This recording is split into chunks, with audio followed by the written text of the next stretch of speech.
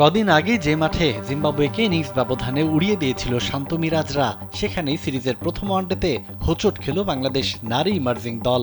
South Africa emerging দলের দাপটে শারমিন সুলতানার দল লড়াইটাও ঠিকঠাক জমাতে পারেনি। প্রোটিয়া মেয়েদের কাছে হেরেছে 5 উইকেটে।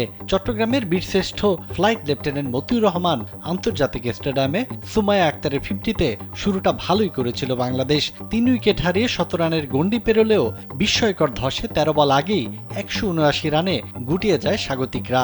সহজ লক্ষ্যে ব্যাটিংয়ে নেমে 12 রানে 2 উইকেট হারিয়ে চাপে পড়েছিল প্রোটিয়া মেয়েরা। এরপরেই প্রবল প্রতিরোধ গড়ে তোলেন ফেই টানিক্লিফ। ওয়ালটন আবারও মিলিয়নিয়ার অফারে ওয়ালটন ফ্রিজ কিনে আপনিও হয়ে যেতে পারেন মিলিয়নিয়ার।